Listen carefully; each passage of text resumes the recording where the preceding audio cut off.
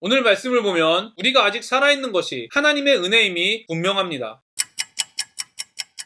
안녕하세요. 바이블 TMI의 마카리오스입니다. 오늘 본문은 열왕기상 13장 1절부터 10절입니다. 오늘 말씀은 유다로부터 온 선지자가 하나님을 배신한 여로보암에게 재앙을 선포하는 장면과 하나님의 말씀을 대언한 선지자가 하나님의 말씀에 순종하지 않는 아이러니한 장면이 기록되어 있습니다. 오늘 말씀을 통해 우리가 얼마나 악한 존재인지 깨닫고 악한 우리의 모습에도 불구하고 올바른 길로 인도하시는 하나님의 은혜와 사랑을 구체적으로 경험하시기를 바랍니다. 보라, 그때 하나님의 사람이 여호와의 말씀으로 말미암아 유다에서부터 베델에 이르니 마침 여로보암이 제단 곁에 서서 분향하는지라. 하나님의 사람이 제단을 향하여 여호와의 말씀으로 외쳐 이르되 제단아 제단아 여호와께서 이와 같이 말씀하시기를 다윗의 집에 요시아라 이름하는 아들을 낳으리니 그가 내 위에 분향하는 산당 제사장을 내 위에서 제물로 바칠 것이요 또 사람의 뼈를 내 위에서 사르리라 하셨느니라 하고 그날에 그가 징조를 들어 이르되 이는 여호와께서 말씀하신 징조라. 제단이 갈라지며 그 위에 있는 재가 쏟아지리라 하매 여로보암 왕이 하나님의 사람이 베델에 있는 제단을 향하여 외쳐 말함을 들을 때 제단에서 손을 펴며 그를 잡으라 하더라. 그를 향하여 편 손이 말라 다시 거두지 못하며 하나님의 사람이 여호와의 말씀으로 보인 징조대로 제단이 갈라지며 재가 제단에서 쏟아진지라. 왕이 하나님의 사람에게 말하여 이르되 청하건대 너는 나를 위하여 내 하나님 여호와께 은혜를 구하여 내 손이 다시 성하게 기도하라. 하나님의 사람이 여호와께 은혜를 구하니 왕의 손이 다시 성하도록 전과 같이 되니라. 왕이 하나님의 사람에게 이르되 나와 함께 집에 가서 쉬라. 내가 내게 예물을 주리라. 유다에서 온 하나님의 사람이 하나님을 떠난 여로보암에게 재앙을 선포합니다. 여로보암이 손을 펴서 하나님의 사람을 잡으라고 명령하자 여로보암의 손이 마비되어 움직일 수 없게 되었습니다. 이때 여로보암은 이렇게 말합니다. 여호와께 은혜를 구하여 내 손이 다시 성하게 기도하라. 그리고 손을 다시 움직일 수 있게 되자 하나님의 재앙 선포에 대하여는 까맣게 잊어버리고 기뻐하며 하나님의 사람에게 함께 집에 가자고 말합니다. 고대 사회에서 함께 식사를 한다는 것은 하나가 되는 것을 의미하기 때문에 기적을 행한 하나님의 사람에게 같이 일하자고 포섭하고 있다고 볼 수 있습니다. 여로보암은 미래에 있을 저주에 대해서는 신경 쓰지 않았습니다. 자신이 하나님을 떠났다고 생각하지 않았을 수도 있고 하나님의 사람의 말이 하나님의 말씀이라고 생각하지 않았을 수도 있습니다. 어찌됐든 여로보암은 하나님을 떠나 저주를 받았음에도 불구하고 회개하지 않았습니다. 하나님의 말씀에 귀 기울이지 않았습니다. 여러분은 저주가 선포되었는데도 불구하고 당장의 문제가 해결되니 기뻐하는 여로보암의 모습을 어떻게 생각하십니까? 오늘 말씀을 읽은 그리스도인이라면 여로보암 왕이 매우 어리석다고 생각할 것입니다. 저 역시 묵상을 하면서 여로보암이 어리석다고 생각했습니다. 더 나아가 여로보암은 솔로몬이 하나님을 떠나 마음을 돌렸기 때문에 하나님께 한 나라의 왕이 될 것이라는 약속을 받았습니다. 그리고 왕이 될 수 없는 상황에서 이스라엘의 왕이 되었습니다. 이처럼 하나님의 은혜로 왕이 된 여로보암은 너무 쉽게 하나님께 마음을 돌리고 우상 숭배를 하고 있습니다. 우리는 너무 쉽게 솔로몬과 여로보암을 향해 상황에 함몰되어 하나님의 능력을 과소평가하고 있으며 하나님의 약속을 잊어버린 어리석은 사람이라고 평가합니다. 심지어 하나님의 은혜를 배반한 배은망덕한 사람이라고 비난합니다. 그러나 저의 모습을 보니 여로보암과 같이 어리석고 배은망덕한 사람이 바로 저라는 생각이 들었습니다. 하나님 나라를 이 땅에서 경험하지 못하는 사람, 즉 거듭나지 못한 사람은 하나님 나라에 들어갈 수 없다는 하나님의 경고에도 불구하고 당장의 현실의 문제가 해결되면 하나님 나라를 이 땅에서 경험하는 일과는 상관없이 감사하며 기뻐하는 저의 모습이 보입니다. 문제만 해결되면 문제 해결을 위해 사람을 보내신 하나님을 배신하고 사람을 의지하고 있는 배은망덕한 저의 모습이 보입니다. 현실의 문제를 해결해달라고 기도하며 하나님께 마음이 떠난 저의 모습에 대하여는 무관심하고 기도하지 않는 저의 모습이 보입니다. 그러나 오늘 말씀을 통해 회개하고 다시 현실의 문제보다는 하나님 나라를 이 땅에서 경험하는 일에 시선을 고정시키시는 하나님의 은혜를 경험하고 있습니다. 저는 죄가 없는 사람이 그리스도인이라고 생각하지 않습니다. 죄가 없는 사람은 역사상 예수님 한 분밖에는 없습니다. 그리스도인은 죄가 없는 사람이 아니라 죄와 싸우는 사람입니다. 예수님을 통해 우리는 다시 하나님께 마음을 다하고 우상숭배를 하려는 옛 본성과 싸우는 사람이 되었습니다. 그럼에도 불구하고 날마다 죄를 짓습니다. 그래서 날마다 지은 죄를 회개하고 하나님께 자비를 구하는 사람이 그리스도인입니다. 저와 여러분이 매 순간 죄와 싸우는 하나님의 은혜를 경험하게 되기를 바랍니다. 그리고 우리의 죄를 날마다 인식하고 회개하며 하는 하나님의 은혜를 경험하기를 바랍니다. 하나님의 사람이 왕께 대답하되 왕께서 왕의 집 절반을 내게 준다 할지라도 나는 왕과 함께 들어가지도 아니하고 이곳에서는 떡도 먹지 아니하고 물도 마시지 아니하리니 이는 곧 여호와의 말씀이 내게 명령하여 이르시기를 떡도 먹지 말며 물도 마시지 말고 왔던 길로 되돌아가지 말라 하셨음이니이다 하고 이에 다른 길로 가고 자기가 베델에 오던 길로 되돌아가지도 아니하니라. 구절을 보면 하나님의 사람에게 주어진 하나님의 말씀은 떡도 먹지 말며 물도 마시지 말고 왔던 길로 되돌아가지 말라입니다. 떡도 먹지 않고 물도 마시지 말라는 명령은 쉽게 이해될 수 있습니다. 그러나 왔던 길로 되돌아가지 말라는 명령은 두 가지로 해석될 수 있습니다. 왔던 길로 되돌아가지만 않으면 어디든지 갈 수 있다. 왔던 길이 아닌 다른 길을 통해 유다로 돌아가라. 일단 하나님의 사람은 떡도 먹지 않고 물도 마시지 않는다고 말합니다. 그리고 다른 길로 갔지만 유다로 돌아가지도 않았습니다. 그러나 되돌아가지도 아니하리라는 10절 말씀을 보면 하나님의 뜻은 다른 길을 통해 유다로 돌아가라는 의미에 더 가까운 것 같습니다. 이런 이유들 때문에 많은 학자들이 여로보암에게 재앙을 선포하러 왔던 하나님의 사람이 여로보암의 제안에 유다로 돌아가지 않았다고 추정합니다. 만약 학자들의 의견이 맞다면 하나님의 사람은 자신의 욕심 때문에 하나님의 말씀을 다르게 해석한 것이 됩니다. 그게 아니라 자신의 무지 때문에 말씀을 잘못 이해했어도 결과는 다르지 않습니다. 어떤 이유에서든지 하나님의 사람은 하나님께 더 이상 묻지 않았고 하나님의 말씀을 반만 순종했습니다. 내일 본문을 보면 하나님의 말씀을 예언한 하나님의 사람은 떡과 물을 먹는 것이 하나님의 뜻이라는 노인 선지자의 말에 속아 죽습니다. 역시 노인 선지자의 말을 분별하지 않았습니다. 저는 하나님의 말씀을 예언한 하나님의 사람에 대한 이야기를 보며 너무 두려웠습니다. 하나님의 말씀을 듣고 유다에서 이스라엘까지 가서 죽음을 무릅쓰고 여로보암에게 저주를 선포한 하나님의 사람은 결국 하나님의 말씀을 분별하지 못하고 죽었습니다. 저와는 비교할 수 없을 정도로 하나님의 말씀을 잘 이해하고 경험한 하나님의 사람은 여로보암의 제안을 받고 욕심을 부리다 죽었습니다. 말씀을 분별하지 못해 노인 선지자에게 속아 넘어간 결과가 너무 엄청나지 않습니까? 하나님의 말씀을 잘 안다고 생각하는 교만함의 결과가 너무 엄청나지 않습니까? 잠시 하나님에게서 마음을 떠나 욕심을 부린 결과가 너무 엄청나지 않습니까? 하나님의 일을 감당한 하나님의 사람이 이런 모습을 보여주었다면 우리의 모습은 어떠하겠습니까? 저와 여러분의 모습을 보면 살아있는 것이 기적이 아닙니까? 오늘 말씀을 보면 우리가 아직 살아있는 것이 하나님의 은혜임이 분명합니다. 그럼에도 자신의 상태를 잘 모르기 때문에 우리는 살아있는 것을 당연하게 생각합니다. 하나님의 은혜에 감사하지도 않습니다. 그러나 감사하게도 하나님께서는 교만하고 악한 우리를 인내하고 계십니다. 이런 인간의 특징을 아시기 때문에 그리스도인을 겸손하게 하십니다. 언제나 하나님 말씀 앞에 서도록 인도하십니다. 겸손히 하나님을 의지하게 하십니다. 이것이 바로 하나님의 은혜입니다. 하나님의 사랑입니다. 구원의 능력입니다. 저와 여러분이 이런 하나님의 은혜를 경험하는 하루가 되기를 바랍니다. 제가 오늘 여러분과 적용하고 싶은 부분을 말씀드리겠습니다. 첫 번째, 죄를 인식하고 회개하고 싸우는 하나님의 은혜를 경험하고 있는지 자신을 점검하시기를 바랍니다. 두 번째, 말씀을 분별하지 않고 교만하고 하나님에게서 마음을 떠나 욕심을 부리고 있는 자신의 모습을 발견하고 아직 기회가 있을 때 겸손히 하나님께 자비를 구하시기를 바랍니다. 세 번째, 교만하고 악한 우리를 인내하고 계시는 하나님, 언제나 하나님 말씀 앞에 서도록 인도하시는 하나님, 겸손히 하나님을 의지하게 하시는 하나님의 은혜, 사랑을 경험하고 감사하는 하루가 되기를 바랍니다. 오늘도 행복한 하루가 되시기를 바랍니다.